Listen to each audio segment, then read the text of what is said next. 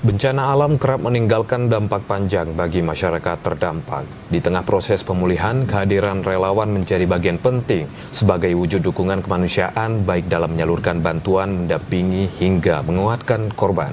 Berikut kami sajikan tayangan mini feature dedikasi relawan untuk kemanusiaan untuk Anda.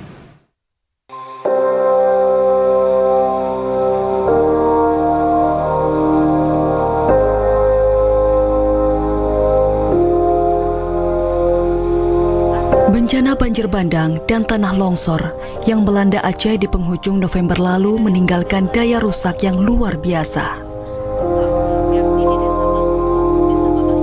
Skala kerusakannya diperkirakan lebih masif dari dampak bencana tsunami tahun 2004 silam.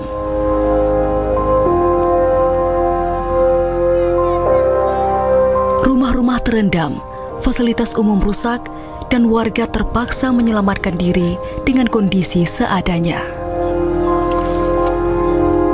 Situasi ini membutuhkan waktu yang tidak sebentar bagi korban bencana untuk pulih dan bangkit kembali.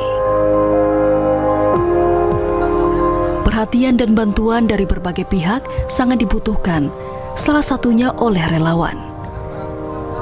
Kehadirannya menjadi pendamping dan penguatan selama proses pemulihan. Mutia Sari, relawan asal Aceh Utara ini merupakan salah satu orang pertama yang berhasil menembus kawasan-kawasan yang saat itu masih sulit dijangkau. Nama saya Mutia Sari. Selama saya hidup, alhamdulillah saya menjadi relawan dari tahun 2001 sampai dengan hari ini. Dari awal saya ke situ, itu mereka tidak ada pakaian, tidak ada tenda. Jadi kita pasok tenda darurat dari warna biru terpal. Hari ini mereka saya lihat bangkit sendiri. Mereka sudah buat rumah dari kayu. Jadi ngambil puing-puing apa itu runtuhan yang masih nampak. Mereka sudah bangun sendiri. Dari tempat mereka ke jalan itu 2 jam. Dengan mereka kendaraannya masih tertanam hari ini di lumpur, tidak hidup. Banyak orang hamil, banyak anak kecil gitu. Malah saya dengar yang di Sararaja ada yang bayinya meninggal dalam perut gitu. Karena keterbatasan transport, mereka pakai boat ya kan. Dan saya banjir juga. Kami korban banjir juga di rumah. 3 hari kami kuras-kuras air. Tapi alhamdulillah lah, saya tidak pernah menyesali apa yang saya lakukan. Itu memang udah Allah kasih seperti itu. Pemulihan tidak berhenti di lokasi bencana. Relawan tidak hanya hadir di lapangan, tetapi juga menjadi jembatan bantuan bagi korban yang dievakuasi dari wilayah terdampak.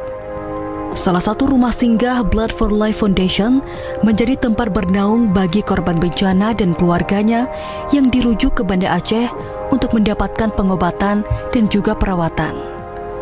Selain sebagai rumah singgah, di tempat ini juga para korban bencana turut mendapatkan kebutuhan dasar dan pendampingan akses layanan kesehatan guna memudahkan selama proses pemulihan. Kemarin ada juga yang pasien yang dari Aceh Tengah yang mereka mau melahirkan operasi, setelah melahirkan tidak bisa juga balik karena terputus jalan. Lalu tinggal di sini. Sampai berapa lama? Sampai betul-betul ada akses transportasi.